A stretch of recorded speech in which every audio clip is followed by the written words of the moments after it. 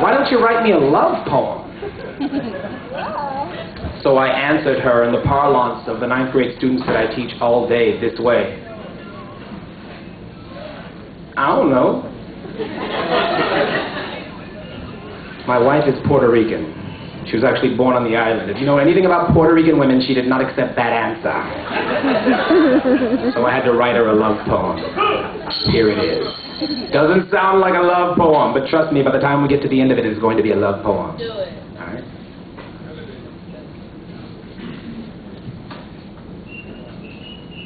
It rained once in the little town we live in for 12 days straight, off and on, but mostly at night. I think we love each other this way, off and on, but mostly at night.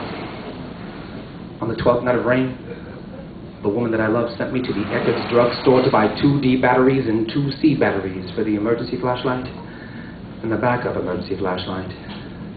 As I pull up to the store, get out of my car, about a wind and rain, the automatic door, ding, slides open, welcoming me into this safe haven. So I ponder automatic doors for a moment. Are they a reflection of our genius or our stupidity? I quickly find a battery I'll attend, but after I have it in my hands, I realize power outages, like some kinds of love, are only temporary.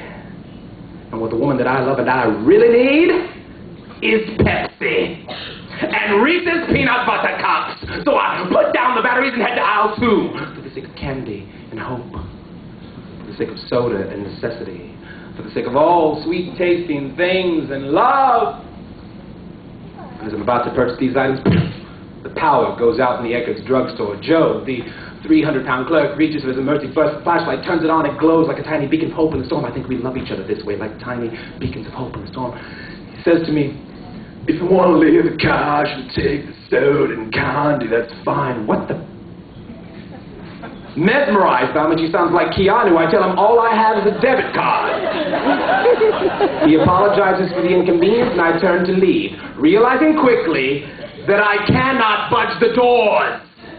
Even Joe, with his 300 pounds of leverage, cannot budge them, so we are forced to wait it out. After 1 hour, my mind begins to wander. What if the storm never lets up? I think we love each other this way, like storms that never let up. What if the storm's a total barrage, forcing me to spend the remainder of my days in the Eckerd's drugstore with Joe, the 300-pound clerk? What a wonderful place to be stranded. All the Pepsi and Reese's peanut butter cups I could ever eat, aisle 2. All the hand sanitizer and shampoo I could ever use, aisle 4. But I am not the kind of man who can live without love. I think to myself as I stare into the deep blue eyes of Joe, the 300-pound clerk. Damn. Because unfortunately, I am not gay. However, I read once of an unusual species of frog. If 2 male members of the species are left in isolation long enough, one of them will spontaneously change sex into female. I wonder which one of us will spontaneously change sex into female. In my mind's eye, I begin to put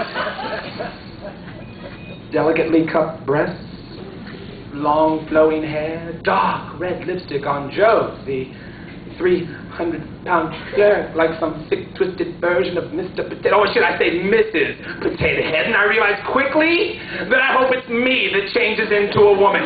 Yes, the thought of Joe being inside of me is unpleasant, but not as unpleasant as the thought of me being inside of, oh my God!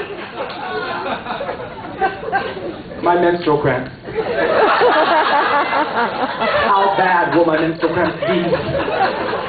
Thank God for aisle 5. All the Tylenol and my dog girl could ever need. At this exact moment, the power comes back up in the Eckerd's drugstore, and I turn to leave, realizing quickly that I can never look at Joe, the 300-pound clerk, the same way again. Moral. Automatic doors are stupid. Thank you, guys.